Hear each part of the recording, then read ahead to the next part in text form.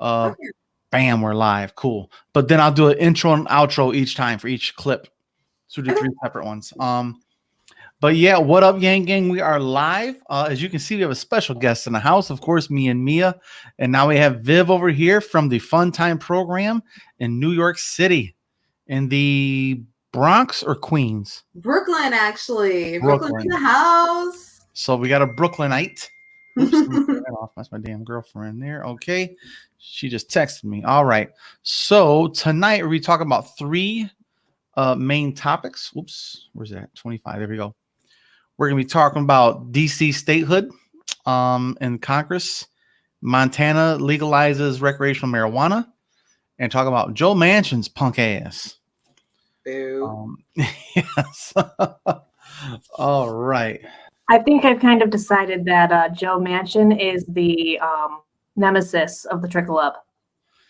He's the nemesis of everything progressive. Yes. Yes. He's like the human he's a human what do you call it? Like what do you call that? He's a personification of a filibuster. He's the human filibuster. Yes. That's what he is. If the filibuster was a person, yes. It's him. Ugh. And then if there's a female, it'd be that other lady, Cinema. I think he's Down on to the minimum wage. Ugh. I think he's on a weird power trip, knowing that he's like the hand that sways the Senate. Yeah, he's the swing vote.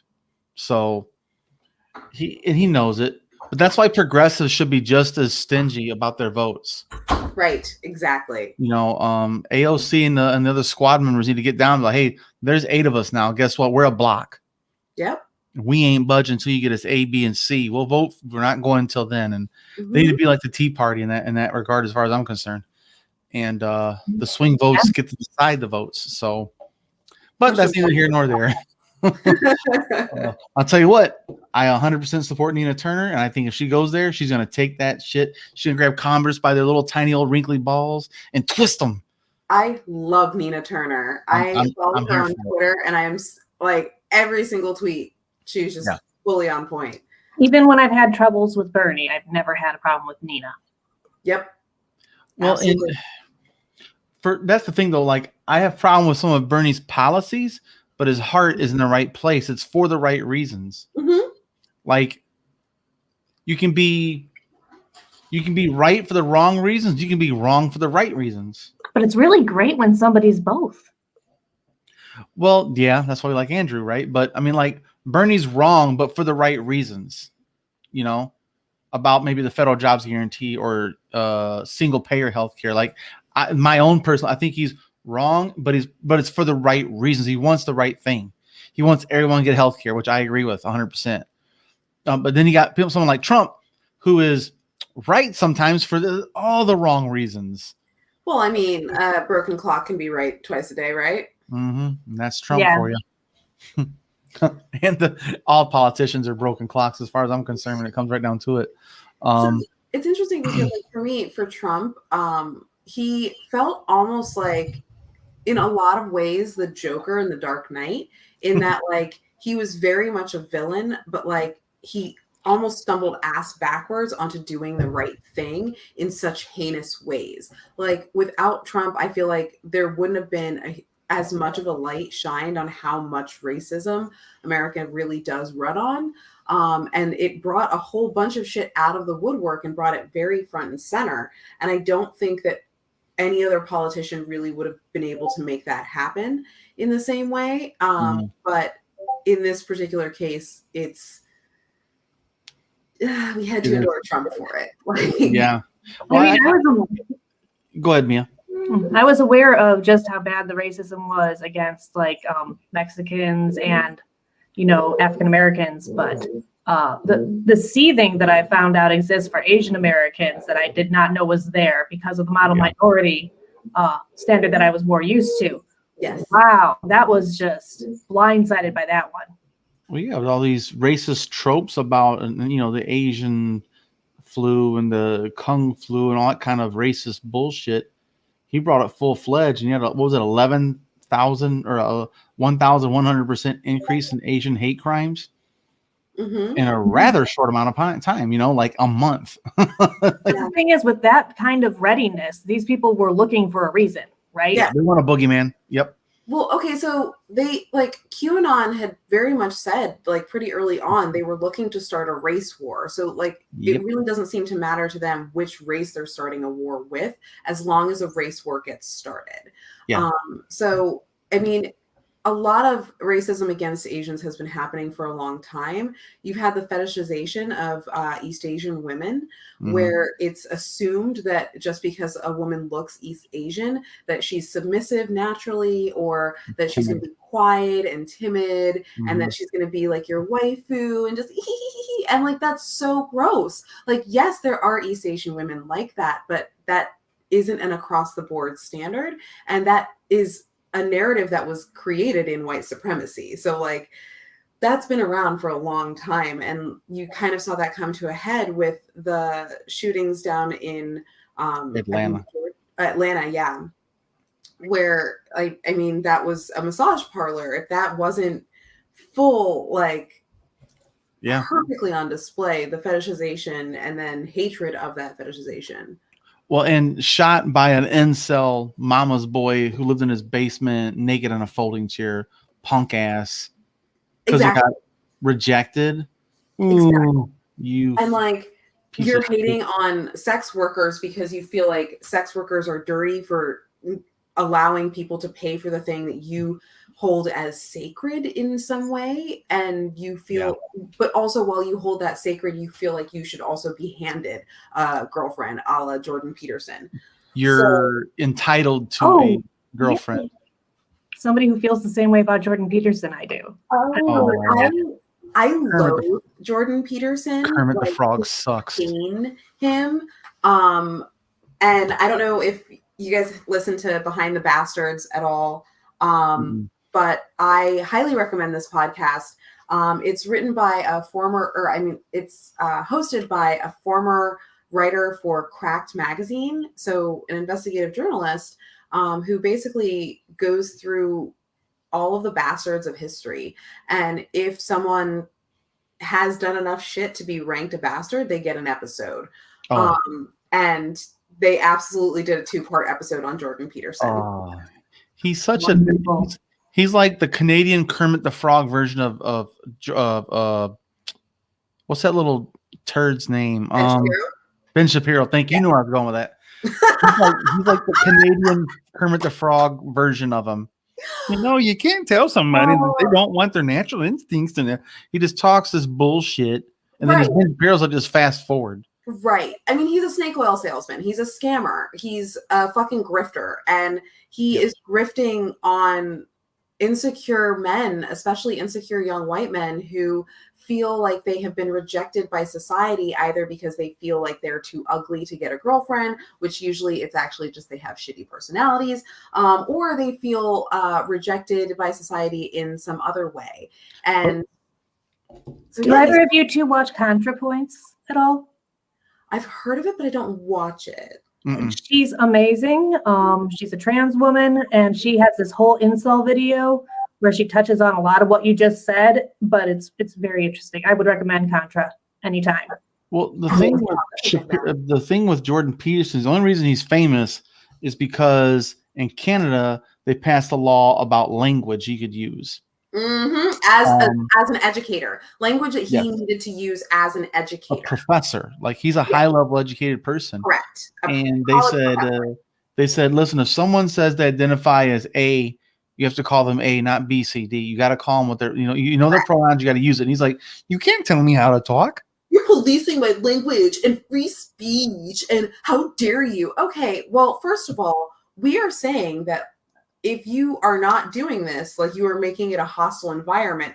As a teacher, you are now, as an educator, you're now making it a hostile environment for one of your students. So it's not policing if they, as a private institution, which universities are asking that their teachers maintain a standard. Any other job that you go to, you are required to abide by those company standards. If that company says you can't be caught drinking on your social media, like you can't be messy on your social media, you better believe your social media is going to be locked up fucking tight, right? Yeah. So why is this different just because it's about pronouns? Oh, yeah, well, he just I understand, because I was kind of puzzled by the whole. I can't remember the name of the term. They have a court for this, like language court. Mm-hmm. I can't remember the name of the term, but I understand his pushback on you can't tell me how to talk, like controlling speech. That automatically triggers people. Freedom, freedom, freedom, freedom, freedom, freedom. I get it. But as soon as you think past the tip of your nose, you realize it's just asking people to be decent people. Yes. Just give people respect. Engage respectfully with other people. Well, I like institutions, as Vivica was pointing out, where a certain decorum is expected. You have a job as a teacher to earn the respect of your students, or you're not going to have a good working relationship, for one. Right. Yeah. Well, like, to me, it's like, at first I was like, oh, wait a minute, what? You have to use a certain word? But then I was like, oh, wait a minute. Okay, no, never mind. But then I looked into it. I was like, oh, okay, that makes a little more sense. Don't be a dick is the policy. Right. I'm sure if he started calling his students whatever he felt like ass face, he'd be fired immediately. So. Exactly. I'd rather be called they, he, her, him, them, anything. I'm gonna call you pecker nose. Right. Like, you can't do that. Speech. It's also just really frustrating because, like, he made this whole point about, oh, well, like, it's an impediment on my freedom of speech. Okay, what was the actual, like, he was like, I'm being oppressed. Okay, he was saying I'm going to face jail time if I don't follow these rules. Okay, that's if you choose not to pay the fine that you would actually incur. And it's a small fine. It's literally just saying, hey, we're trying to remind you to be better. We're trying to say, hey, don't be a dick. Please don't be a dick. It's going to cost you money to be a dick. And, oh, well, I'm being oppressed. I, as a white man, am being oppressed here in the great country of Canada that has never done anything wrong to people of color ever. I'm being oppressed, asking people to abide by the pronouns that they were given. And the thing is what the big thing was is he felt like this is an absolute. But if you've ever interacted with someone that is non-binary, they're very understanding that there's a learning curve. There's this whole thing. It's just decorum. Be okay and be like, hey, yeah, she's over there. You know what? They are over there. And like, just. And it's confusing, the language. I understand that they is confusing. I still have a hard time with remembering that. And then they would like use she they is, but then they are. It's this whole thing with the English language too. It creates another layer, but it. I remember it. Is like, if you think about it, if you have someone who's non-binary and their pronouns are they them, think of them as having a little mouse in their pocket. So it's not ever one person, it's they, them. You're referring to them and their mouse. So it makes it a lot easier to put it in grammatical context. Like, oh, I'm inviting them, like person and mouse, right? So it's really just about retraining your brain and also practicing at home. One of my trans friends, one of the ways that they practice people's pronouns when they change is by putting a picture of that person on the fridge. And every time they pass that person's picture, they say that person's pronouns. So it just gives them practice without having to interact with that person directly and possibly use the wrong pronouns. I honestly have not had that problem with transitioning to using they and them more often, mostly because when I was growing up on the internet and identifying with screen names that were not necessarily gendered. Right. So if somebody's name was X5237, they're they or them, not he or she when I'm referring to them. Right. If I haven't met them in person. So it's kind of like that situation where if you didn't know what their gender was, you would automatically reflexively go to they and them. It's just because you think you know what their gender is because you've got this perception of them. Right.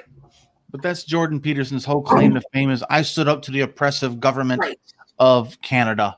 Oh, yeah, golly gee. And I went on Rogan and I told them, let me tell you. Oh, yeah, he owned those libs. let me Yeah. tell you, he owned those libs. Yeah, and just Peterson's so annoying. The thing is, too, like you said, he is 100% snake oil salesman. Snake oil salesman. There you go. He claims that he cured a disease that he has with eating only meat. And yet he's out here sick. He's out here sick. He went And to the his daughter gave hospital. him COVID. He went to the hospital because of His meat diet. His meat because of some diet. Oh my God, he's so complications stupid. and some off balances in his nutrition. Now he's got to take supplements. But guess what? He's still eating an all meat diet, but now he's got to supplement it, right? Well, you just eat like a normal fucking healthy diet. Like this man has decided that he is making a career on being that like man, that like toxic masculinity man. That sounds like Kermit the Frog. Yeah. It's very strange because he wants to be the intellectual. Oh, his obsession with lobsters. He wants to be like the intellectuals man though, like where it's like the Logic bro. child librarian from Buffy, right? Mm-hmm. But on steroids for some reason. Yeah. But it just he lacks that masculinity that he seeks to represent. This is 100% truth. I'm a male. Mm-hmm. I carry myself in a masculine way. If you know, by societal standards, right? Mm-hmm. He does not. He doesn't really. Vaughn, who are we talking about? Jordan Peterson. Just Jordan so you know. Peterson. Also, as an aside, I think I don't. Boys, I'm pretty sure you already knew this, but the Fun Time program has officially finished. And one of the things that always kind of like drove me nuts was John wanted to interview people like Jordan Peterson. Like he was excited to interview Jordan Peterson and also wanted to have Ben Shapiro on. And I was like, oh, have you ever heard them speak or Just notoriety. Right. And I'm like, oh, no. Why are we even opting to give a platform to these people who, one, have plenty of a platform on their own, and two, should not be given a platform? My version of an interview with Jordan Peterson would be a slap and then get off my set. Thank you. That like backhand on camera and then get the fuck out, lobster boy. Are you doing a new though. Are you doing like a new podcast now that you're not doing a Fun Time program anymore? Yes. So I will be starting 2 new shows coming next month. I'm actually really excited. So the first one is going to be called Electric Edibles. It's going to be a cannabis cooking show, and I'm really excited. So I'm going to be showing you how to make gourmet edibles, both savory and sweet, in a kitchen where you may not have gourmet tools available to you.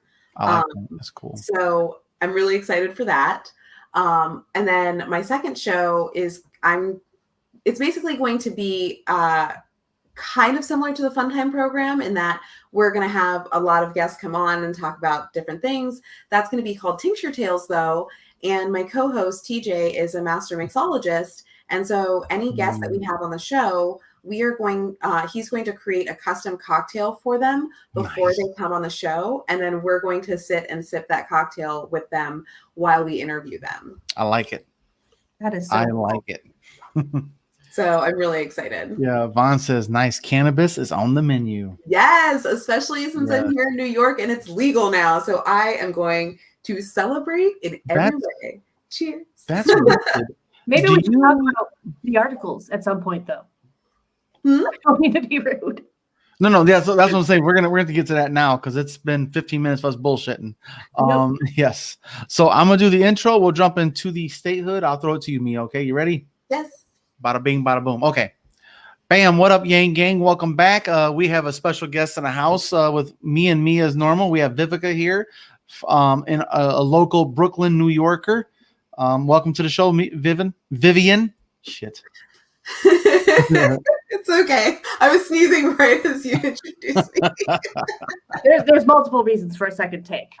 There you go. A mispronunciation and a sneeze and a dab. All right. We'll start that over. Well, okay. Okay. Well, welcome back, guys. We got a special guest in the house here. We got me and Mia, of course, as normal. We also have Vivian here. She is a local New Yorker.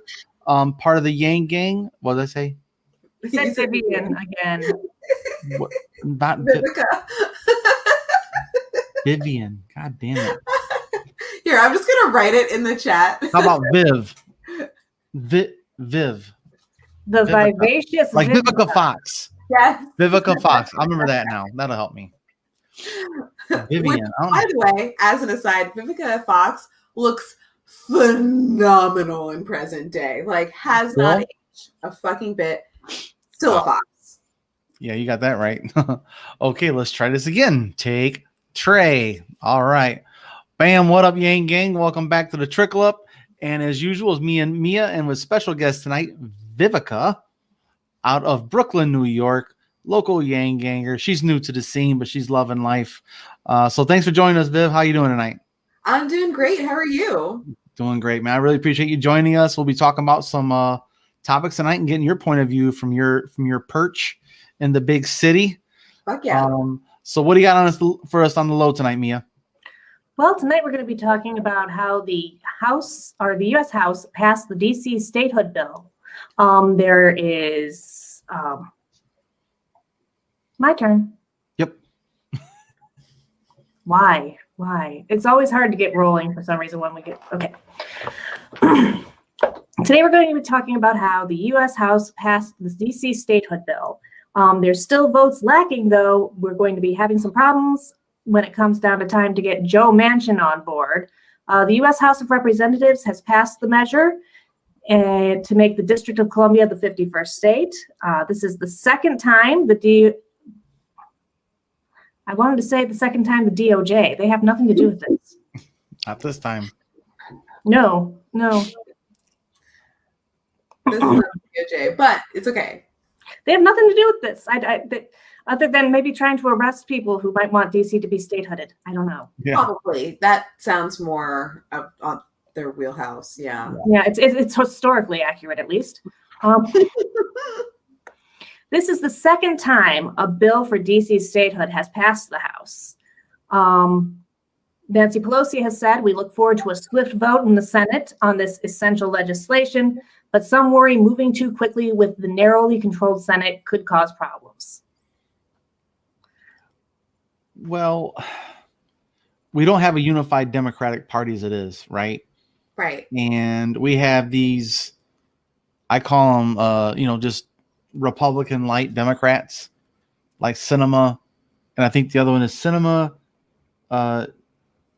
Shaheen from New Hampshire, of course, Manchin, the piece of shit from West Virginia, King of Maine, and independents who caucus with Democrats that really aren't on board.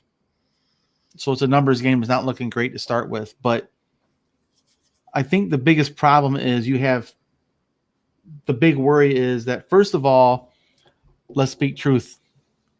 It's the only state that would be predominantly people of color, period. Right. And Democrat, predominantly Democrat and people of color. Well, that's the real reason the Senate doesn't want it, because they don't want to have two more senators that are coming from D.C. That'll throw their balance off, their power off. And then Puerto Rico's next. Yep. But that would throw off their numbers. It is an attack on their power, period. And the big pushback I saw in Congress was, I wish I could play this clip without getting taken down. There's a clip of Tim Cotton, whatever his name is, saying, here's Washington, D.C. It lacks diversity of thought and fiscal independence. That's what he said. I love it when people like make people of color out to seem, I don't know, immature or childish. Lesser than? Like we need to be parented and have our hands held through decisions. Yeah. Love it. But here's the thing. There's more people in Washington, D.C. than the entire state of Montana. Yep. But he says just because D.C. has more people in Montana, but Montana has a more diverse opinion and well-rounded voters. These are his words, well-rounded voters who are pipe fitters and oil rig workers and tree loggers That's why. I don't And then think well-roundedness was ever included anywhere in the Constitution. Okay, Well, but like, has he ever been to Montana ever? Because it's real white. Like, you can't talk about diversity in one of the whitest states in the country. Right. Like that, like you already lost me when you said Montana was diverse. Like, But here's the best part. There's a young man. I want to get his name right. I think it's Dontrell Jones. Dontrell Jones. Okay. He steps up and says the quiet part out loud, and I love it. He goes, it's kind of funny. My my cohorts over here on the other side of the aisle claim that Washington, D.C. should not be a state because they're trying to continue their white supremacist point of view. And he says this. And they're grumbling. Rah, rah, rah. Well, and then he goes, telling me that we don't have a well-rounded people is because we have predominantly a black neighborhood ran by Democrats. Not the fact that there's less than 700,000 people. He goes, I've even heard one person say that they shouldn't have it because they don't have a landfill. And he kind of laughs. He goes, well, I guess with my friends throwing around so many lies, they got to find a place to put all that trash. And they really had an uproar. You guys should Google that one. It is poetic. And Dontrell Jones, my man, you're on my radar now because that is master trolling using their own words against them. mm-hmm. I love it. But this is just another. But this just proves that they're they are just making rules to fit their narrative, and that's it.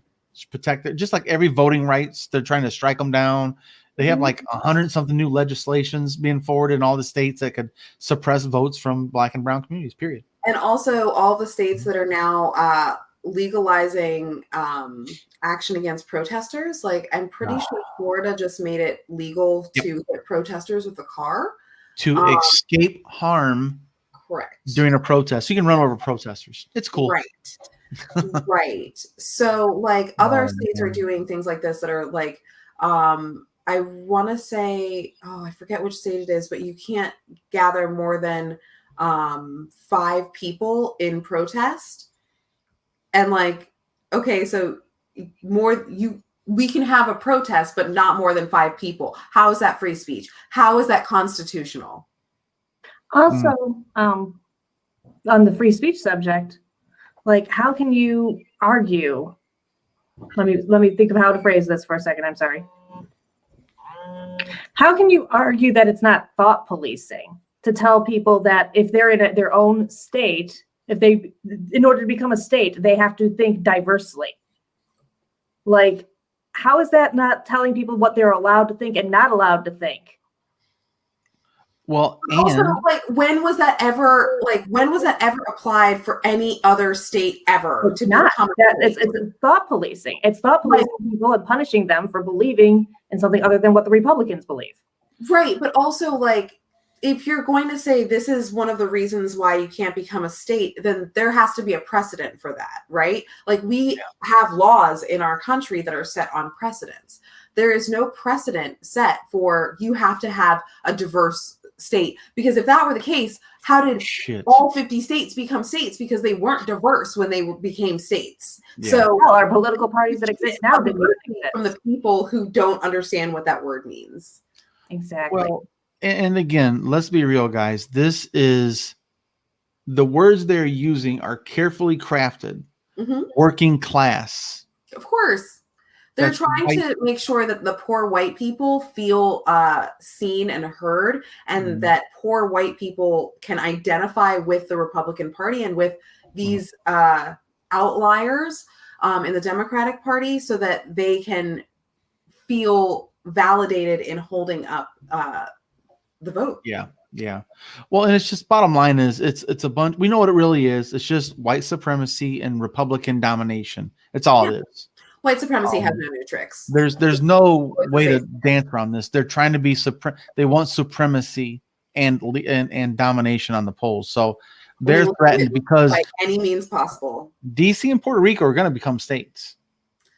That's just the facts. And as soon as they do, the Republican Party is screwed.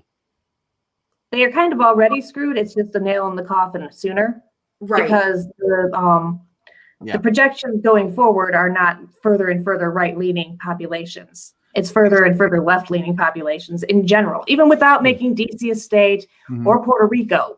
But if we can do that, we can really save ourselves some good time.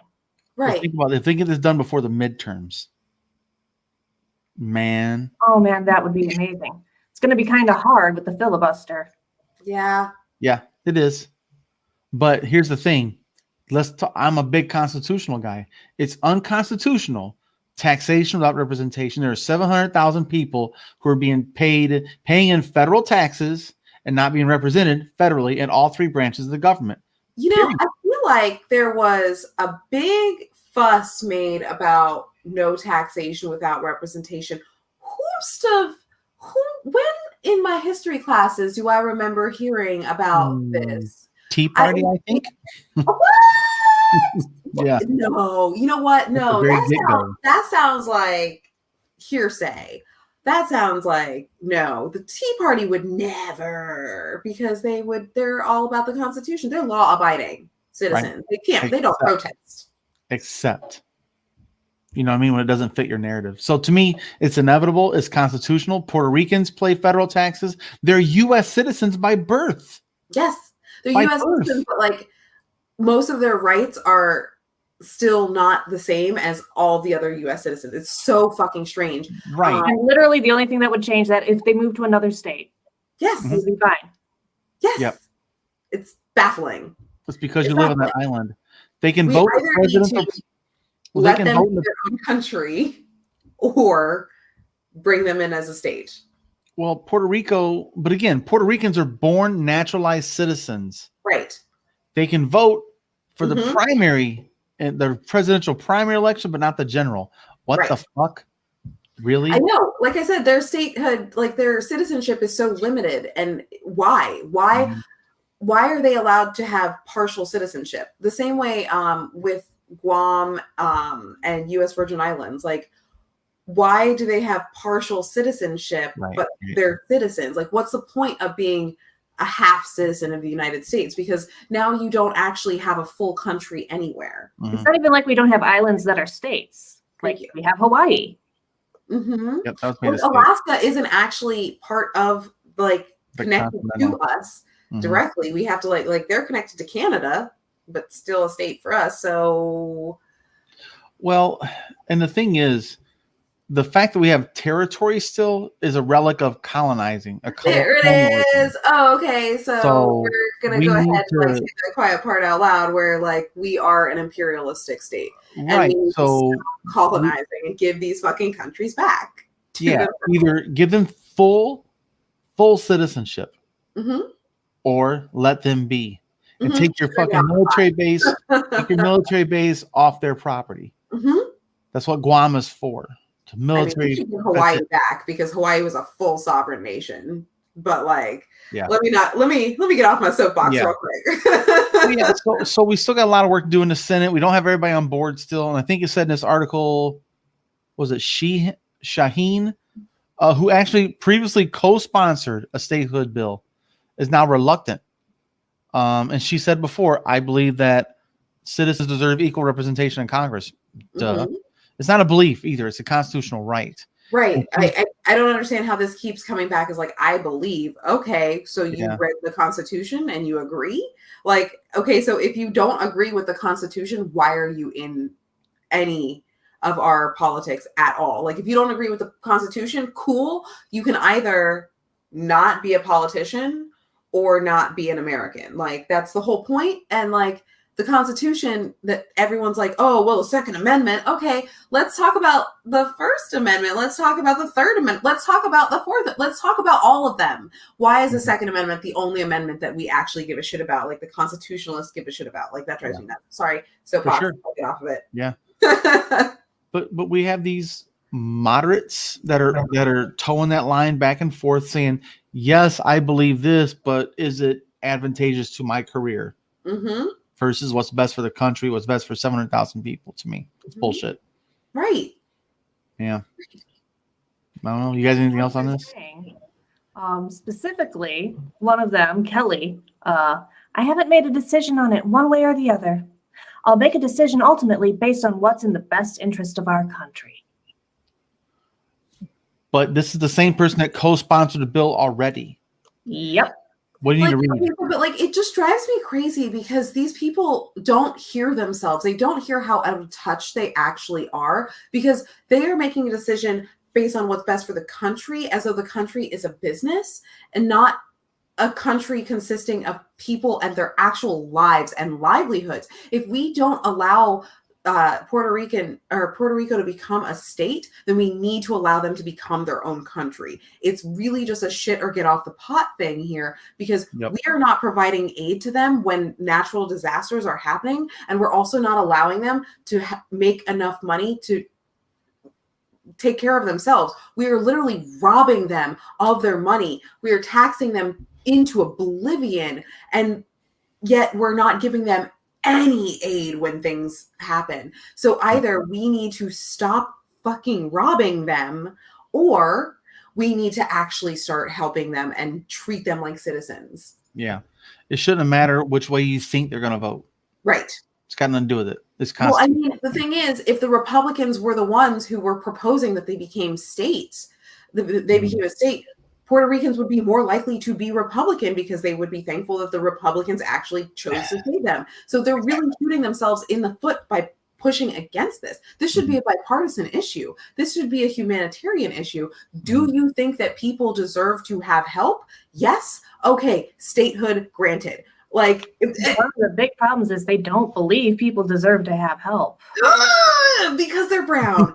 They don't believe that these people deserve to have rights because they are not white. And like, if that is not the epitome of America, I don't know what is. And like, really, you can say, oh, well, you know, it's about fiscal responsibility, blah, blah, blah, blah, blah, blah, blah. No, it's really, it comes down to these not white people do not deserve the same rights as white people. And we are going to vote against them having those same rights, because we don't need any more uppity, not white people coming in trying to take our gerbs. Like, it's disgusting. Yeah. Particularly when you consider that what's taking the jobs is not people at all. Yes. It's automation. We all know that one, of course. But yeah, but to me, to be, even if DC was predominantly a Republican voting bloc, it's still constitutional. There's no opinions. There's no need to insert opinions. It's constitutional. Right. Period. Are we the United States of America, or are we the United States empire of colonizing Americans? That's just what it is. So we can't be the other. You know, we got to be principled. Okay, well, see, the thing is, like, admitting that the United States is an empire and that we need to stop doing empire shit would also mean that we need to admit that the military-industrial complex is just overreaching. Like, why are we still in Afghanistan a full generation later? Why are we still fucking around in Iraq? Like, why are we still in the Middle East at all if we were just there to set up democracy? Okay, well, we did that. We did that. Oh, you know, right. It's their poppy fields. It's their oil. Right. Yeah. I think that one of the big signs that we're imperialistic might be the 300 military bases plus we have compared to just 30 across the rest of the entire world's countries. Right. Like, collectively, this is in 2016. I'm actually taking the quote from Dr. Jill Stein. I apologize to anybody who's infuriated by that. But good people. I mean, we are the baddies. Like, there's just no, we are the baddies. 300 military bases to 30. There's something wrong with that. Yeah. Well, also, we have such an enormous military base. Like, we have such an enormous military that, like, okay, just the amount of aircraft carriers we have. And like, an aircraft carrier, I don't know if you've ever seen or been on one. Here in New York City, we have the Intrepid Museum, which is an out-of-commission aircraft carrier. So you can actually tour the whole thing. It's a city on the water. It's meant to house like 1,500 people. No, 5,000. I'm sorry. You're right. It is 5,000. Yeah, it's fucking huge. It's enormous. And we have 15 currently like in working condition in our military. We have more aircraft carriers in our military currently in commission, like in rotation, than every other military combined. What the fuck? Like, yeah. Well, and if you want to be fiscally responsible, shut down 100 bases. That's it. Yeah. if we would cut back the military budget by like just a 16th, we could end homelessness in America. We could end hunger in America. We could fix the Flint water crisis. We could fix the infrastructure problem of America. We could make universities free across America. Like all the things that everyone's like, oh, well, how do we pay for it? I don't know. We cut back military spending by just the teeniest amount. Like, why do we have military budget in the trillions? The weirdest pushback I've gotten for that is, what about all those people working there? They can get other jobs. Y'all know that like other jobs are available, right? Like also, if you funded a UBI, maybe they wouldn't need work overseas away from their family, friends, and loved ones, and could be. Here's the thing. Wait a minute. Then I got that perfect scenario for them. I was like, so you support a federal jobs guarantee then? Right. Again, that's all it is. Because that's all it is. And it's a federal jobs guarantee. And like, okay, so if you support a federal jobs guarantee, cool. Then why do we have to risk our lives to have a job? Okay. Like, why do you have to put your, okay, so, but also if you're going to say, oh, it is perfectly okay for an 18-year-old to sell their body to the military industrial complex, then why is it not okay for an 18-year-old to sell their body for sex work? Make it make sense.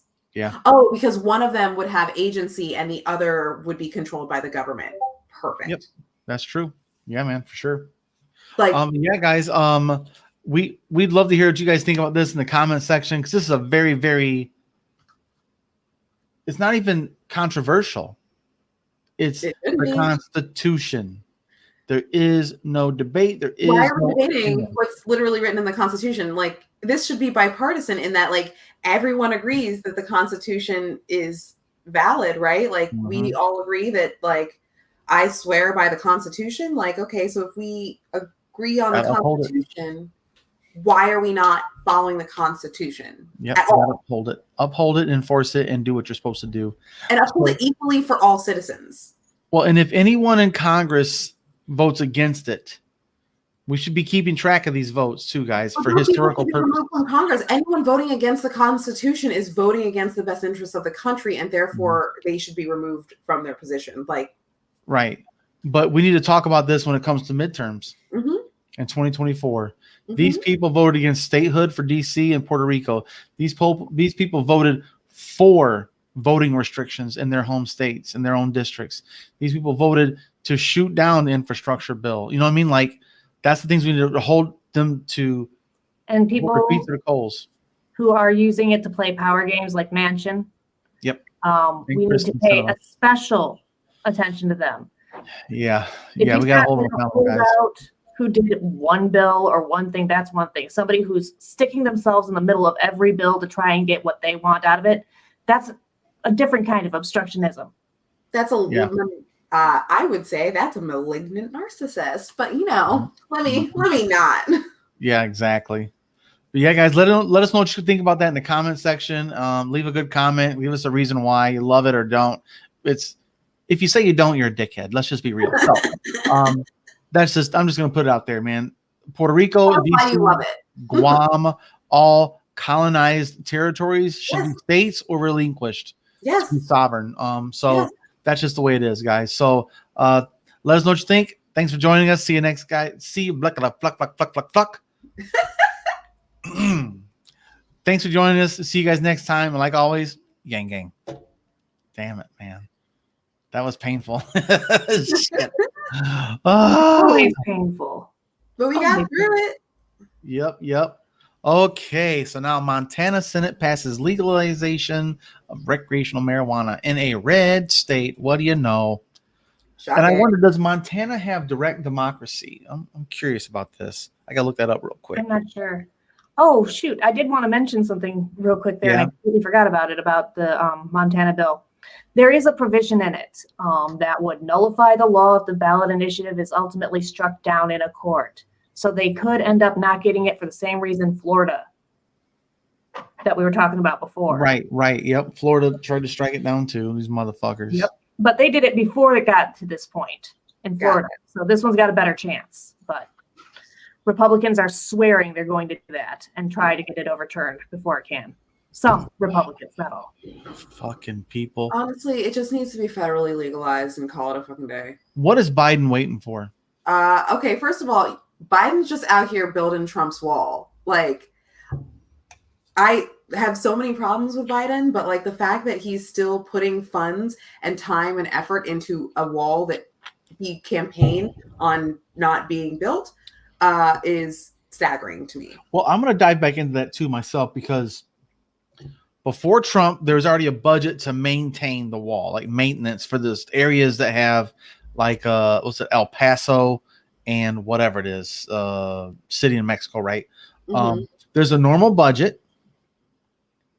Is Biden going back to that budget, or is he sticking with the Trump budget? You know what I'm saying? To build more wall. And I'm skeptical. Like I said, I am not a fan of Biden. I've been pleasantly surprised by a few things he's done. I'm happy he's been right about a few things, even if it's for the wrong reasons. But he's also increased the military budget. Right. So Whiskey Tango Foxtrot, right? That's something that has been across the board. I think we've always increased. I don't remember a time when we've ever decreased our military budget. Right. But also, like, he hasn't decreased the amount of kids in cages or stop that at all. In fact, all he did was rebrand it and stop calling them detention centers and started calling them child relocation centers. Okay, so cool. They're still the exact same thing. Like, awesome. You're calling them something new, but you're not treating the kids any better. You're not keeping, like, they're not being relocated or put back with their parents. Like, this is still a violation of Geneva codes. Like, this is literally the genocide code. Like, you are adopting children away from their parents unwillingly when their parents absolutely still want them and are capable of taking care of them. If they weren't capable of taking care of them, they wouldn't have gotten them to our borders in the first place. So why the fuck are we still breaking Geneva Code laws and like committing fucking war crimes against people? Let me not. You know what? We hold other countries to a standard we don't even uphold. So that's my biggest problem. Okay, so let's go ahead and let's jump into the Montana one. All right. Okay. Ready, ladies? All right. Bam. What up, Yang Gang? Welcome back. We still got Mia here and Vivica in the house. And what do you got on the low for us today, Mia? Okay, today we're going to be talking about Montana passing the bill that legalizes recreational marijuana in its Senate.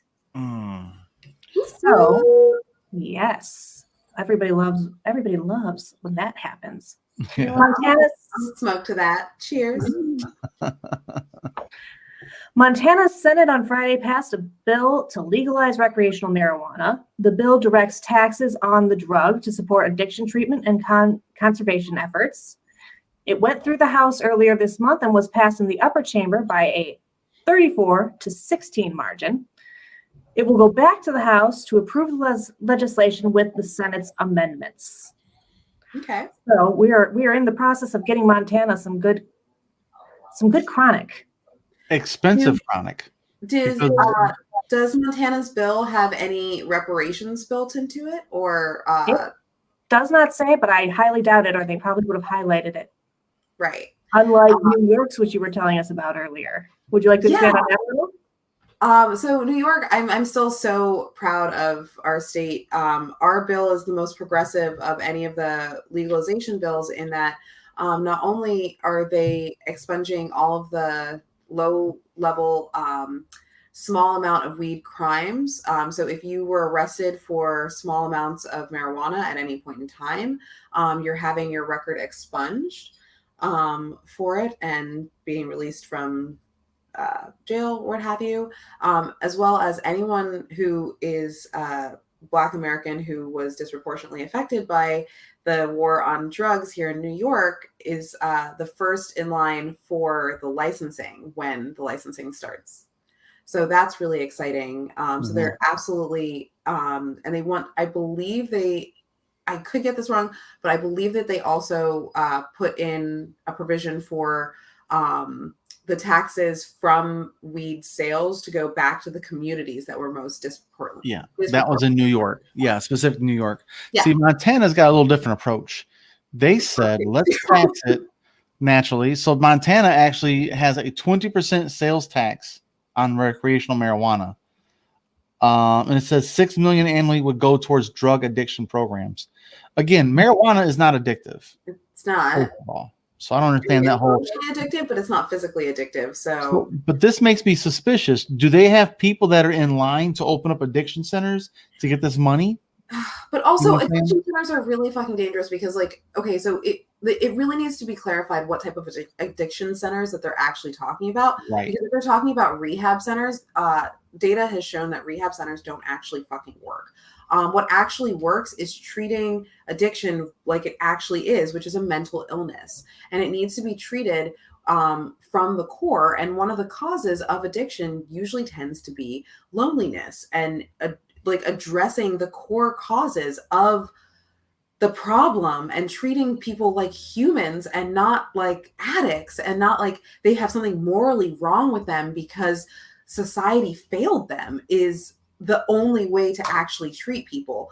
If you look at Portugal, that's exactly what they did, and they have not had any fucking problems. Their crime rates dropped by like 70%. Their homicide rate went down. They legalized everything. They legalized everything. I support that too. I think drugs, people that use chemicals are not bad people. No. They're just people that are, you can't judge. If you drink alcohol, you can't judge. You put anything in your body that isn't just water and food. Because, I mean, if you're talking about like, okay, so caffeine is actually the most addictive drug in the world. So most people have a low-lying caffeine addiction and don't even realize it. And caffeine's perfectly legal. There's alcohol addictions, which is perfectly legal. There's smokes. Of course, nicotine. With your caffeine for a day, you'll realize you're addicted to it.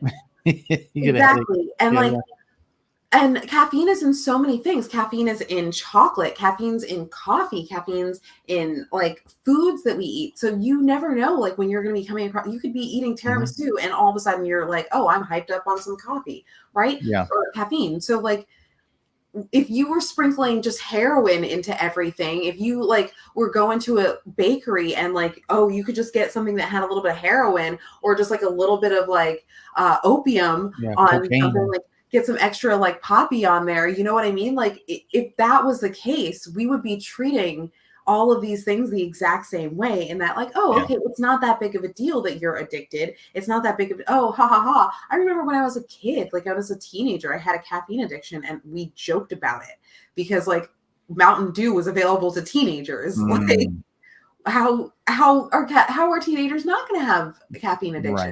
Right. Wow. Not just available to teenagers. In my school, there were vending machines. Advertised to teenagers. So you're advertising super sugary, which sugar, like as much as like the big sugar company doesn't want you to know this, sugar is the number one like cause of most cancers. Like it's the underlying thing that like is driving most cancer. Like sugar feeds cancer, and the sugar companies have known this for fucking decades. So like, cancer's hungry. It needs energy to produce. Right. And so like if you have all these things like sugar, that's perfectly fucking legal. You have caffeine, perfectly fucking legal. Then why is it that we have made moral judgments on drugs that disproportionately used to be used by people of color or people that were outspoken against federal regulations that were unfair, like the war, the Vietnam War, what have you. So like, if you look at the original cause of the war on drugs, like Reagan straight up said, it's not legal for me to criminalize being Black or being against the war, but I can perfectly criminalize being a hippie or being a heroin addict and flooding those neighborhoods with those drugs. Like the crack epidemic was not on accident. No, it was planted. Yeah, it was planted. So war on drugs was a war on minorities and peaceniks.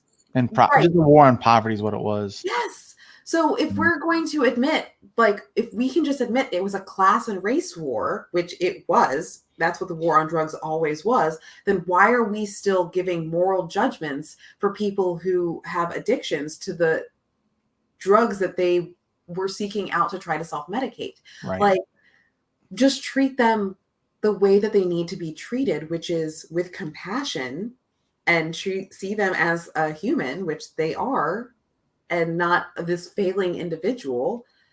And we can absolutely fix this. But rehabs don't do that. Rehabs have been shown to just be grifters. Like, they are just like really expensive resorts. Well, that's the thing, though. They said that $6 million a year would go towards drug addiction programs, but 20% would go to conservation efforts, including state parks, wildlife protections, veteran services, police training, and more. Tax revenue is anticipated to be more than $48 million by 2020. Okay, wait. Yeah.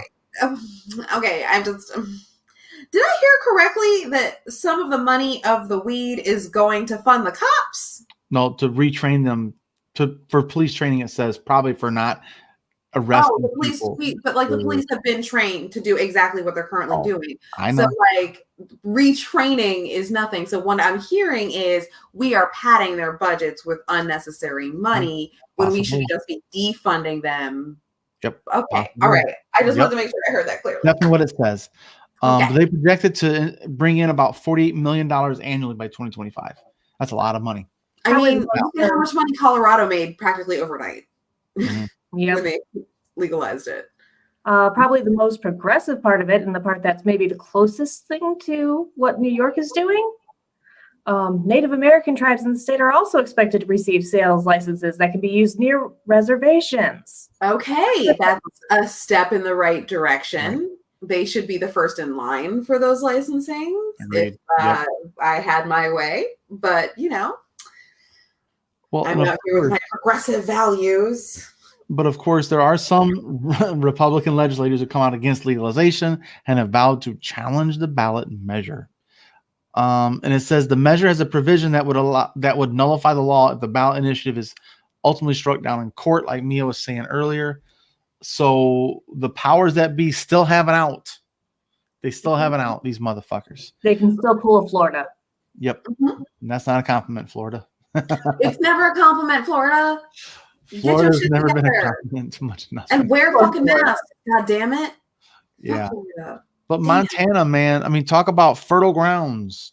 Let's have let's have fields out there that go from corn to make cornstarch to make the Mountain Dew, converted to hops, weed, hemp. Well, the problem is it needs to be federally regulated, because if it like every other fucking crop, it really needs to be regulated in the sense that like you can't you don't want to dedicate too many fields to one crop. And especially because marijuana fields produce heat. If you have too many people growing marijuana, both indoors, which it requires immense amounts of electricity to grow indoors, or outdoors, which is actually the plant itself producing more heat, it's going to be really difficult to manage CO2 productions and like heat output if we don't do it mindfully. And the only way to do that mindfully is to federally legalize it. But again, let me get off my soapbox. That's the thing, guys. We have to hold the people in power to put their feet to the coals and say, hey, man, you guys are creating all these problems that states trying to figure out when the federal government needs to deregulate it, period. 100%. That's one. Okay, guys, it's time to give Trump credit for something he did right. He was right for the wrong reasons. He legalized federally hemp. Fucking genius. Well, because hemp should be hemp should be able to be used. And like, he was probably very stupid in why he did it. Yeah, but he's right for the wrong reasons. Yeah. Again, right for the wrong reasons. But like, hemp is so much safer to use in a lot of ways. Like it's so much more sustainable, and it's so much stronger than paper. There's so many reasons to use hemp, and the only reason that we haven't is for stupid reasons. Cultural reasons. That's it. Cultural. That's it. Because hemp can make paper that is more durable, long lasting, and more yield per acre. Yes. It's also really good at carbon capture. Not to mention you're not affecting how many trees, you're not cutting down as many trees, so you're not taking a dip in the CO2 like scrubbing that the trees are doing. There's so much good stuff. There's so much good stuff. And Mia, you said it captures CO2? So there was this there's a block of it or something. I read about an experiment that they were doing. This is a while ago, and I'm probably going to need to recheck my facts and such now that I'm thinking about it. But there was a block of hemp that they made that they could insert into the ocean, and it would like suck up pollutants and carbon from there. You know, revisit that. That'd be cool to look into that. That's really cool. There's hemp bricks, guys. Hemp bricks that they can build houses out of. Yes. You can use hemp for everything. And that's the thing. It's one of the most sustainable plants on the planet. You can use hemp for clothes, and hemp clothes are so durable and easy to wash and wear. Replace plastics. You can make ropes. You can replace plastic. There's so many things you can use hemp for. And the fact that it has been illegal to use is just because of a culture war. Just because of a culture war. That's it. You know. But yeah, so Montana's trying to do the right thing. And they're trying to use the money as best they see fit, which is, you know, let's agree with all of it. That's for sure. But at least they're trying to move in the right direction. That's all we can ask for progress, you know. Just scooch over just a little bit of time. We can work with you guys. But if you're going to keep pulling the opposite direction of reality, we can't. So hopefully we can have like a revolution of deregulation of controlled substances, and then have an increased regulation on environmental stuff to protect this planet. Because if you know all these benefits that can come from hemp, marijuana, and all the other things that we can do, especially for environmental things with production, when like you said, plastics replacements, clothing, paper. Paper's a big one. Huge. We could start mending this planet we've destroyed slowly. We are a disease on the surface of this planet. If you think about it, we are like acne, you know, where we keep having breakouts, and the planet's gonna get sick of us, and it's gonna flick us off like a fucking flea someday, you know. I try to be a little bit more hopeful and think of us more like children who just don't know how to clean up our own room yet. I think we can mature beyond this. That's why I like to think of it that way. Yeah. Right.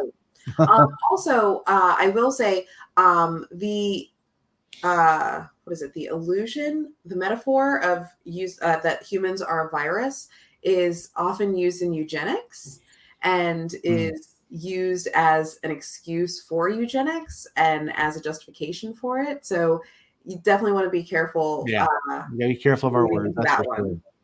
Yep. I'm old school, guys. That shit still floats around my brain. I got to figure out how to use this stuff properly for sure. But I really appreciate you pushing back on that, though, for real. We need to be careful with our words. We can't be contributing to the problems of eugenics and whatnot, superiority. Right. I'm a white guy from the Midwest. We've been brainwashed, you know. I grew up in the Midwest, so I totally understand. I mean, it's understandable that humans aren't perfect, so exactly. And no one expects perfection. That's the thing. No one expects perfection. It's just once you know better, do better. That's it. Yep. So guys, let us know what you think about that in the comments section. If anybody lives in Montana, let us know what you think about it in your neighborhood. Would you like to see marijuana farms? Would you like to see hemp fields? AKA jobs, $48 million a year in tax revenue. A lot of money. Like up in Northern California, when they have to do when it's harvest time, they were calling trimmers in from all across the country. Like, yo, come trim for us. Right. People. So imagine how many people, because this is something that they can't really automate. You have to do it by hand. So fixes so many problems. Yes. Yep. And make sure to push back on your senators there. If you're in Montana, stop them from doing what Florida did. Yes. There's still time for you. There's Absolutely. still time. There's hope for Montana. Come on, guys. We believe in you. But yeah, guys, let us know what you think about that in the comment section. And while you're here, of course, give the video a like. And while you're here, hit the subscribe button, ring notification bell, blah, blah, blah, blah, blah. And thanks for joining us. We'll see you guys next time. And like always, gang, gang. Awesome. Well, we got Melanie Councils in the house. What up? Woo. Yeah. This whole country needs an enema. And just get the bullshit out of here because we've got too much. Again, the federal government should be leading by example. We still have marijuana as a Schedule 1, which is ridiculous. Controlled substance. It is beyond pathetic. It's beyond pathetic. You know, that's all I can say about it. Let me think. The last one, Mia, was Manchin praises the GOP. Of course he does. This piece of shit. Yep, I kind of gotta rush through this one a little bit, unless you two want to try covering it on your own, and I can get out a little early. Well, you gotta get going. Yeah, it's a little bit late, and as I mentioned, Tristan's had kind of a rough day. Yeah, that's fine. Me and her just wrap up this last one. That's cool. Awesome. All right, thanks, Mia. Really great to meet you, Vivica. Wonderful to meet you too. Have a wonderful rest of your evening. You too, and it's always great to work with you boys. Yes, we'll do it again. And I'm sorry to ditch out on MCOY just as they came in because they are awesome. Toby, Ronald, L. Yes. Great people. All right. You guys have a good night. See you, Mia. All right, cool. So we'll do this last one. So the last article she had in here is about Joe Manchin. I don't know what to do with this one. Honestly. I haven't had time to look at this one that much. Yeah, I haven't really been following much about what's going on with that too much. Is there anything going on in New York you like to talk about? I mean, I'm just really happy that like New York is actually doing the vaccine well. We just announced, I believe yesterday or today, that any New Yorker can just have a walk-in appointment, which is really awesome. 0 to 0 up. Pardon? 0 on up. Yeah. Okay. Anyone. Anyone can walk in. Because before it was 16 and up, so now it's just anyone can come get a vaccine. Nice. Which is really awesome. And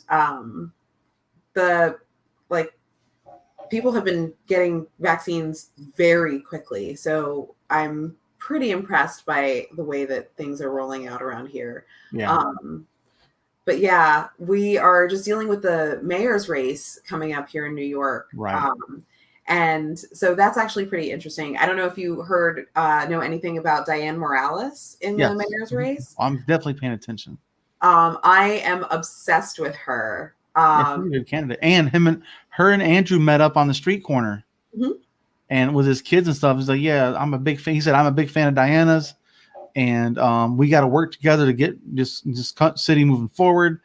I do like Diana. And what's the other one? Garcia. Catherine Garcia. Yeah, Garcia and Morales are both pretty good. Yeah.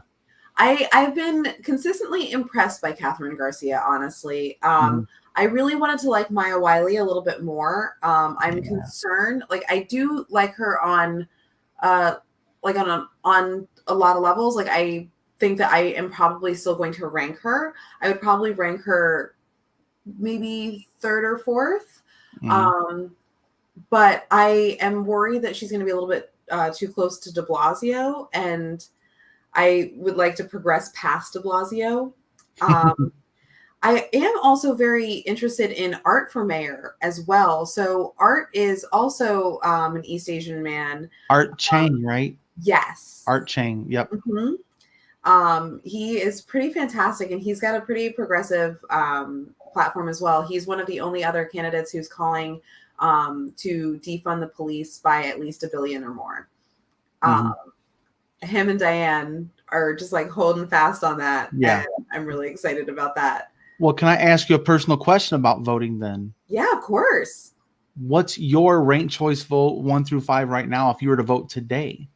If I were to vote today, okay, Mhm. so it's going to be Diane number one. Like I said, I am fully obsessed with her. Mhm.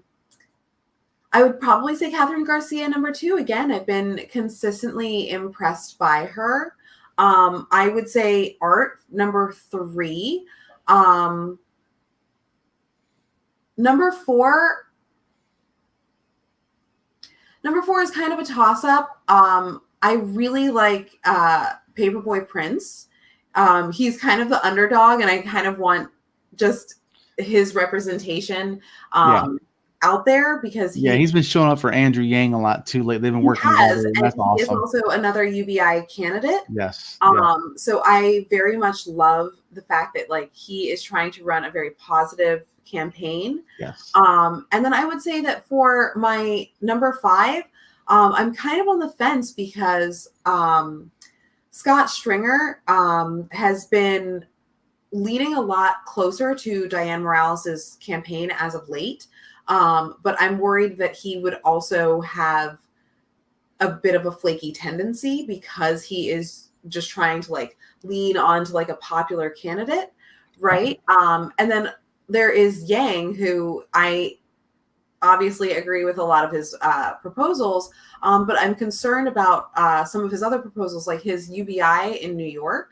I think that the way that his current policy is set up isn't going to benefit New Yorkers the way that it needs to, which is concerning for me because 500,000 New Yorkers getting what is it? Yeah. $1 billion a year. So Yeah. it comes out to 2,000 a year, right? Yeah, So it's like 2 and 3. 166 a month or like Mhm. 168 a month or something like that. Yeah. Which $168, don't get me wrong, like there have been plenty of times where $150 has changed my fucking life. But if he focused on a smaller number of New Yorkers instead of trying to go for 500,000, if he actually just went for 100,000 New Yorkers, he could give 100,000 New Yorkers $1,500 a month pretty easily with under $2 billion. And on top of that, he could use the extra funds. Like if he was defunding the police by $3 billion, you could use the extra funds to then put more social workers in place for the newly housed people. Because right now, New York has about 80,000 people who are unhoused. So 80,000? 80,000.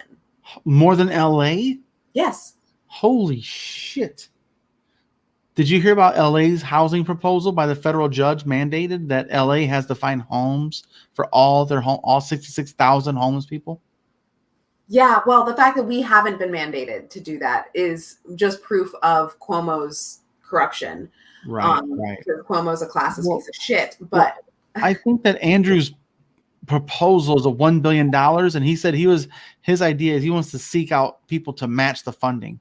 So for every dollar the city puts in, he wants to get some kind of a funding match, which okay, is so that's great and all, but like privatizing New York City is really detrimental because not only do our taxes fund upstate New York, but a lot of our taxes and a lot of our commerce actually drive the rest of the country and a lot of like middle America. Absolutely. So privatizing New York City, if you then tank the business that you have created at New York City to be, it tanks so much of the rest of the country. So it's one of those gambles that like, what do you mean by privatizing New York? What do you mean by that? So you're saying that like, okay, well, we're starting by $1 billion and then getting private citizens to then match those funds. That's in essence privatizing the government of New York or the city of New York City. Well, it's really just a call for altruism. Sure, but we shouldn't have to call for there shouldn't be a call for altruism when we can just tax the billionaires in New York. Oh, I agree, and also it's not sustainable. Right. It's not sustainable. So we can't. I mean, you can't go fund New York. Like no, this is not. I agree.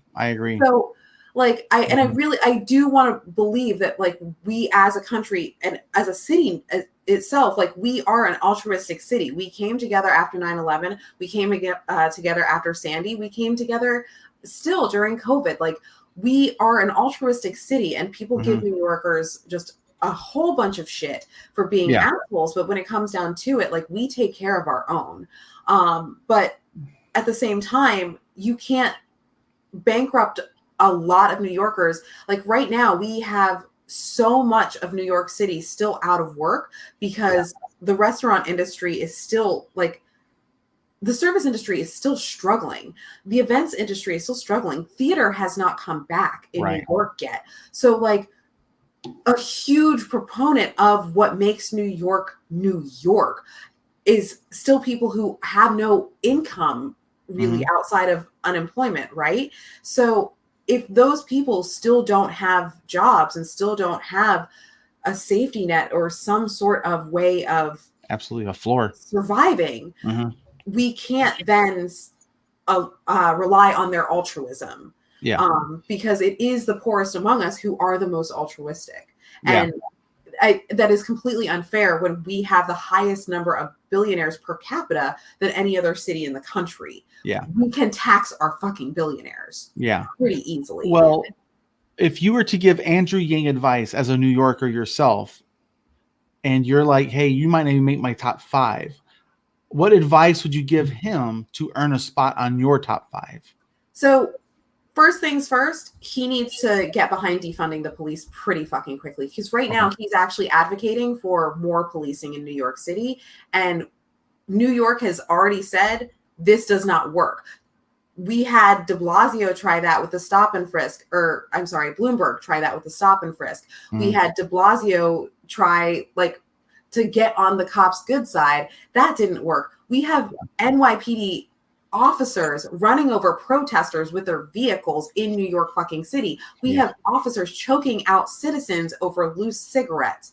Like, we need to rein in the NYPD, because if you look at the NYPD budget, it infuriates me that this is even a fact. If you look at the NYPD budget, just as a budget on a whole, they are better funded than some countries' full military.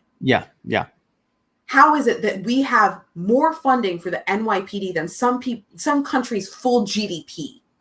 That makes no sense. And we should not have a militarized NYPD. Like, we shouldn't have a militarized police force when crime has been steadily decreasing for years. And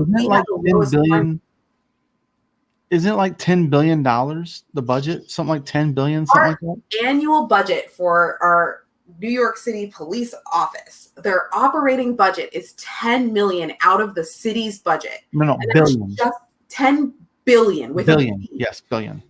With a B out of our city's budget. And that is not counting any overtime. That is just their operating budget. And they consistently go over their operating budget, so much so that their actual functional budget is 60 billion a year. 60. 60. Holy shit. So you could defund the police by 3 fucking billion. Okay, here's the crazy part.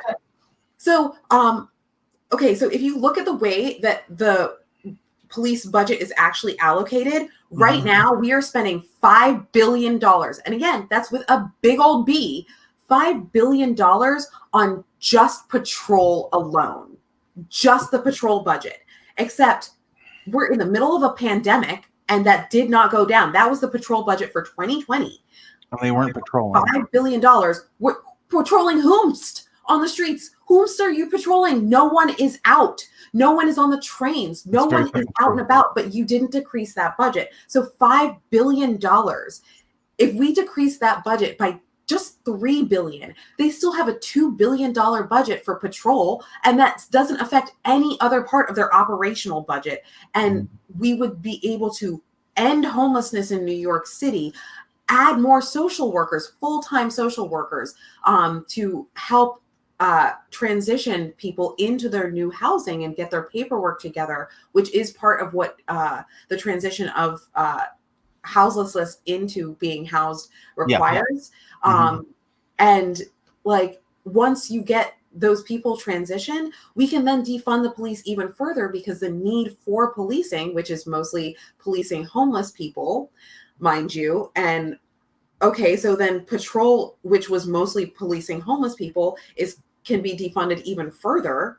because they don't need it. They can reallocate funds from other parts of their budget, and that's just $3 billion. Of 10 billion, 3 billion, you still have 7 billion to work with. That's with a B. You do not need that much, especially because you don't need that many police on the subways. You don't need that many police in the streets. You do not need this many police. You just don't. And get them out of our public schools. Like, Andrew did say he thinks there should be more police on the subways, which I don't know enough about it to understand. Nope.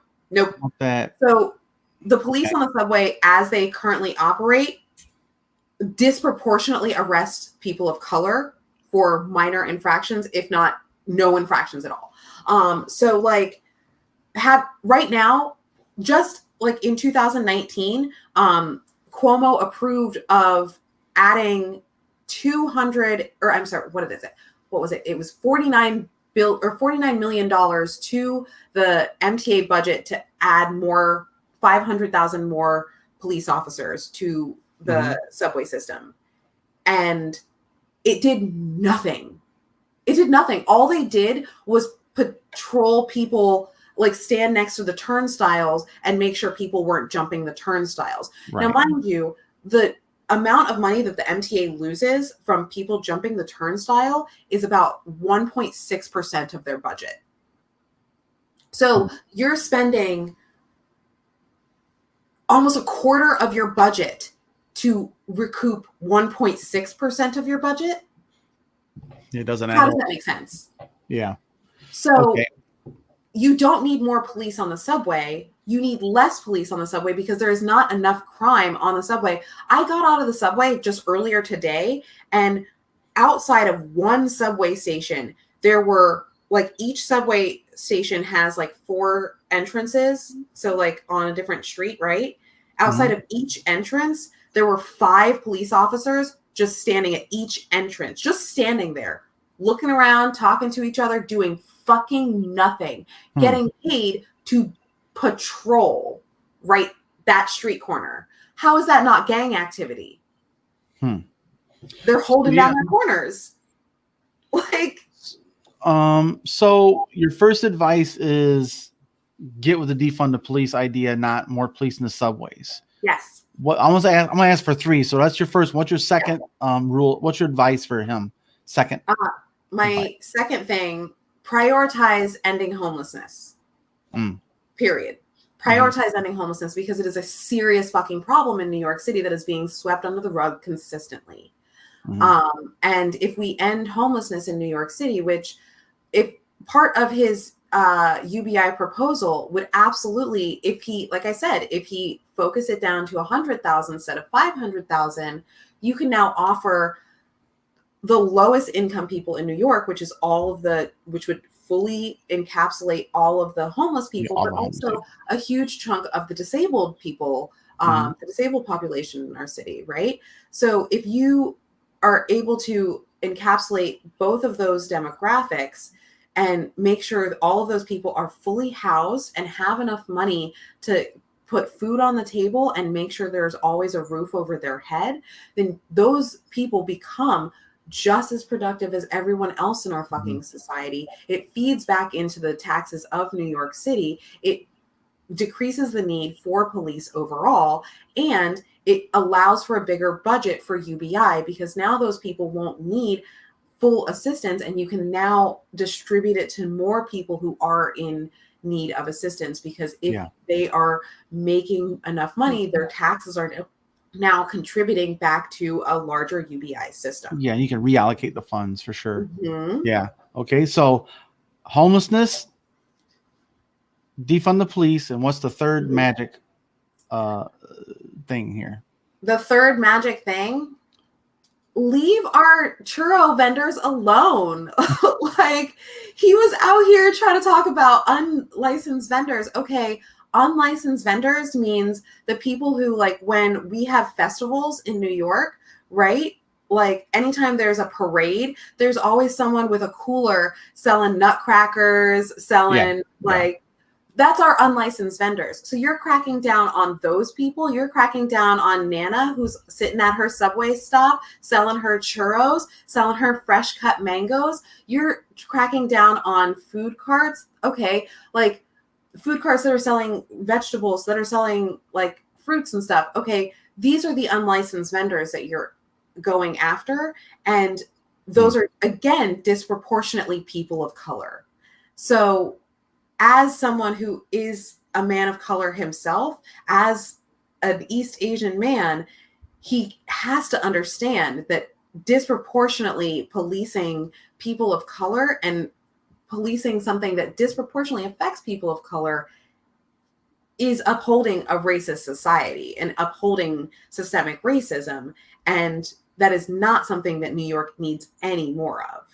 Well, I don't know enough about the whole cart. I don't know. I didn't hear enough about that. I don't know enough to even counter that. I have no idea what the details are that personally. But you're the New Yorker. You're on the ground. It's your neighborhood. I would also say, as a fourth point, okay, yeah, for sure. Desegregate our schools. We have the most segregated school system in the country. Okay. Flat out. New York City, though we are the liberal bastion that everyone turns to, we have the most segregated school system in the country. And the fact that we have kids who are growing up in New York fucking City who are not being exposed to people of color because of the way that their school has been segregated. We have kids auditioning to get into high school, and like their grades and their income don't line up to get into the school, like their first choice school, as though this is college. That is not, our school system is completely fucked from the ground up, and it needs to be revamped. So if we fix our school system, we have a whole new generation of educated New Yorkers who can then go into New York politics and continue the cycle of fixing this. But if we have New Yorkers who are growing up thinking it's perfectly okay to segregate myself away from people of color because the poors can't afford to hang out with us, or the whatever can't afford to like be in our school. Oh, they're not smart enough to be with us. Like, yeah, it's classism. Yeah. It needs to stop. It needs to stop. You know what? I think I'm going to make that's our third clip right there. Who's your top 5? Why? And what's your advice? Yeah. You know, and I think that's a good clip from the ground, you know. And like, here's the craziest part. Those are all things that Diane Morales is running on. Like, those are all like within her first 100 days.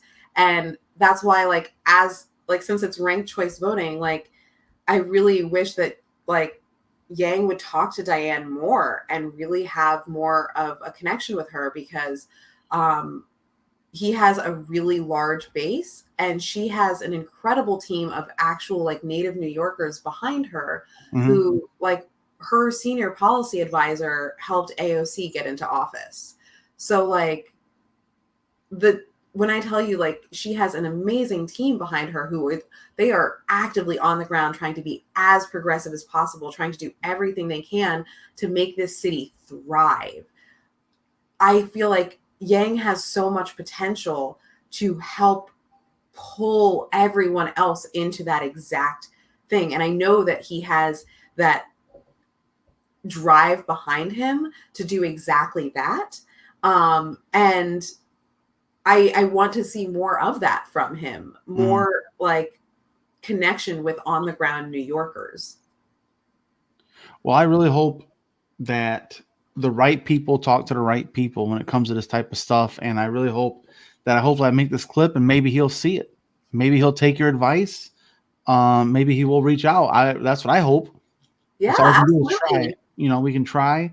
I hope to hear from more New Yorkers like yourself that would share their thoughts and feelings on where they rank all people and why they don't rank Andrew Yang's success. We're here supporting Andrew Yang, and that's what we're trying to help. If that means getting Andrew Yang's support, because like the thing is, Andrew Yang as a presidential candidate, like his UBI made sense. He had a lot more federal funds to play with. Exactly. New York has a very limited federal budget, especially New York City. But like our federal budget has to be taken very seriously because again, if you fuck up New York, the ripple effects throughout the country Absolutely have a lot more weight than almost any other city in the country. Well, it's the economic hub.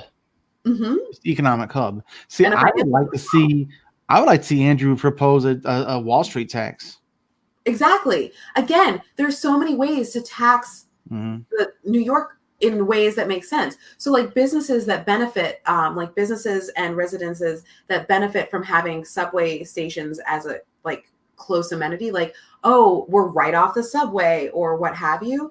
Those businesses can be taxed more simply because it's a transportation tax built right in to like, okay, they get taxed a little bit more. Okay, if you want to go a little bit further out, you get cheaper taxes kind of a deal. So easy ways of making money that aren't necessarily taxing citizens. Like that's why I think Wall Street's the easiest place to go. That's where the elites are. I don't give a shit where your business is. A mom and pop business doesn't make anything close to what Wall Street does. Again, we have more billionaires in our city than any other city in the country. Yeah. Why are we not taxing these billionaires? We have plenty of millionaires. Like the cost of one Manhattan apartment, like to buy a Manhattan apartment outright, you are not buying a Manhattan apartment for anything less than at least $750,000. So like if you own real estate in New York City, the real estate tax alone, you should be paying out. Like it's expensive to even play the game in New York, man.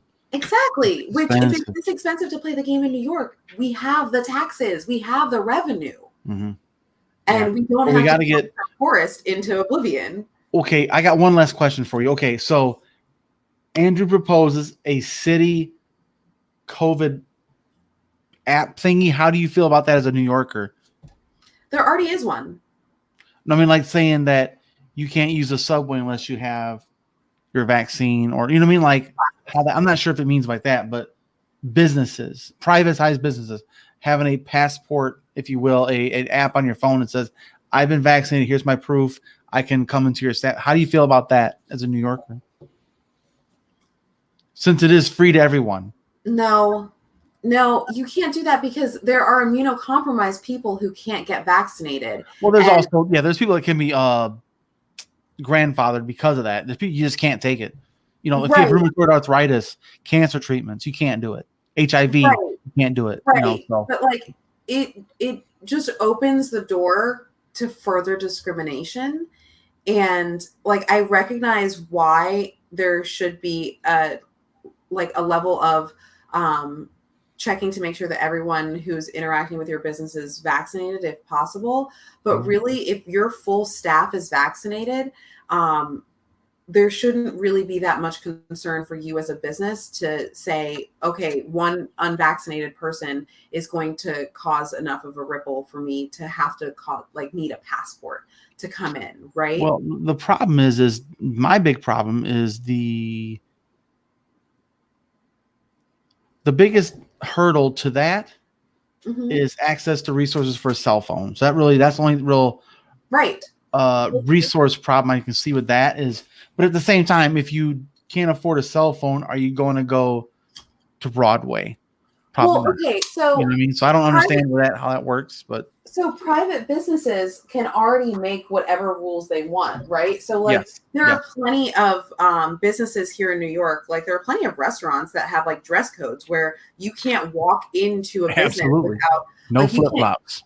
Right. Or you can't have dinner without wearing a jacket or I've been kicked out of some places. I've been excluded. Exactly. So if we already have businesses like that, I don't see why those businesses, again, being private establishments, wouldn't be able to say, okay, you can't enter this establishment without having a vaccination card handy, right? And right now in New York, if you go to Staples, they will laminate your vaccination card for you. Oh, that's cool. Once you're fully vaccinated, they'll laminate your driver's license and stuff for free. So that's cool. That's cool. That makes sense. Yeah. But those are good questions for a New Yorker on the ground. I like asking questions like this and getting feedback. And again, it like there's already so many things that are like exclusionary in New York. Like I can't tell you how many times I've walked up to clubs in Meatpacking District where they've looked at me and decided that my outfit didn't fit their dress code, or they didn't like the color of my skin and I didn't fit the Eastern European vibe that they were going for. But you didn't know it was Anglo night? Not going to name any names, but those clubs aren't currently open anymore, so fuck them. Uh-huh.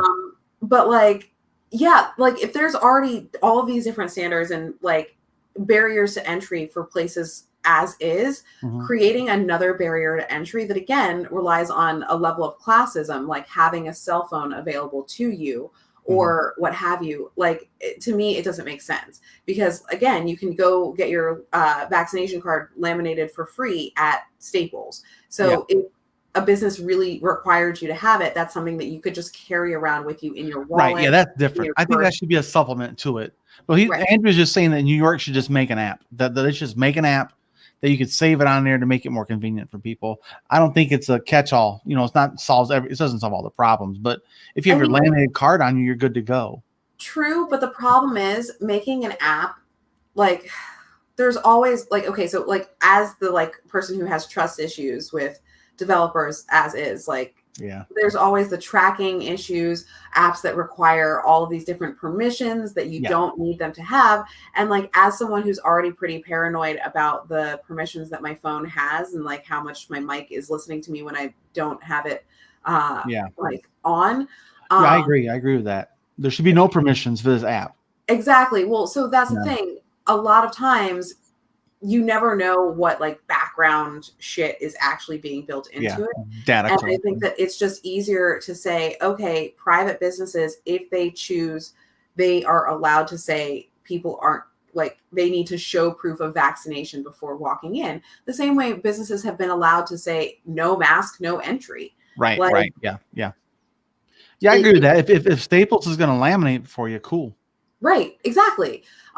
And you get the vaccination card for free as part of your vaccination. The vaccination is free as part of you being a New Yorker. And if Staples is laminating it for free, like every part of the step is for free. And like, there you have it. You are vaccinated. You are good to go. Something you can keep on. Yeah, I think that's true. As long as it doesn't leave anybody out, I'm 100% for it. So I like that. Even anyone that doesn't have a home, doesn't have a physical address, they can have vaccinated and have a card to allow them to have entry to, like for public libraries, stuff like that, for resources. Yeah, exactly. I love it. Homeless shelters, like unhoused people were actually among the first demographic to get vaccinated here. Yeah. I would like to see, is there a candidate that you know of that's running on universal broadband? So making the internet a commodity, like a gas a right for all the shelters and the foster care homes and the orphanages and public libraries. It should be free everywhere. So it already is in New York in a lot of places. So at public libraries, it already is completely free. You can go into a library. Yeah, New York City is different, where there's so much Wi-Fi in New York City. There is. There are also all of these Link and Y stations all around, like on the street, that have super fast fucking so that's probably why it's not a big thing, because it's not rural. There's nothing rural about New York City, right? So it's not necessarily Wi-Fi, but it's you can like plug in like an Ethernet plug-in real quick, and like if you're standing, like if you need to download something very quickly, or you need to like send large files very quickly, but you don't have internet, you can literally go connect your device to one of these Link and Y things for free, and the speeds with which you will be met, you can download just about anything. Well, that's cool. Pretty fucking quickly. That's good. So I've seen people just standing there with their laptops like plugged in, and like it's kind of an awkward thing. Like they really kind of need like a little table for you to like have a device on. But at the end of the day, like it doesn't take that long, just a couple minutes. Yeah, like Wi-Fi is something that like free internet is already available, but if I'm not mistaken, Diane Morales does want to make it a public commodity. I think the schools Like I feel bad for the kids that are poor, don't have Wi-Fi at their homes, and like a Exactly. housing Well, project. first of all, the schools should already be giving children Cards. Yeah, laptops and mobile cards. exactly. Mhm. Laptops and Wi-Fi. Like, if you can't guarantee that your student can work, like virtually learn, then you are not serving that student. And we, Right. as a city, have the budget for it. NYPD. Well, also, I would say this: the schools don't have the budget for it. Well, that's the because government- we're overfunding the NYPD. The government does, and they got to find more resources for that because, Like I said, the Yeah. New York City budget absolutely has the money for it. It Yeah, just needs to reallocate the funds. that's a lot of money. $10 billion, just base. Just as the operating budget, 10 billion as the operating budget. Then another 50 sometimes. Yeah, almost every year consistently. Fucking hell, that's a lot of money. It keeps going up every year. 50 billion and extra. Yeah, that's incredible. Yeah. Mhm. But yeah, Viv, I just want to say thank you so much for joining us. I can't wait to see let us know when your next 2 podcasts come out about the cooking show, and what's the other one? The other one is going to be The mixology. Yes. So it's a mixology show that's going to teach you how to make a cocktail at the beginning of the show. And then we're going to interview someone over the cocktails. Nice. Well, I can't wait, man. I appreciate you, Vivica. And My I hope pleasure. that Andrew and his people see this clip I make of this clip of you saying those specific things. And this is how you earn one more vote. You know what I'm saying? Yes. Like if you're earning one, if they can earn yours, they can earn more with just making good policy decisions. So Absolutely. as a New Yorker on the ground, I say thank you. I will be meeting you in person, hopefully, in June. Please let us know. I'm coming June 16th to the 23rd. Fuck yeah, I'll be here. I'll be in the area. I will take you out and about. All right, guys. Thanks again, Vivica. Yeah, she said, of course, our people over at Melanated Council of Yang McCoy Group. Of course. But yeah, guys, so I'm gonna go get to work. I'm making some clips this week, and we'll just get them out every single day, and just keep helping us support this. And we're going to keep growing. The hats are going to be made this week, hopefully. They should be made by the end of the week. I'm making some trickle up hats. And we're going to go kick some ass, man. Yeah. All right, Viv, I appreciate your time, man.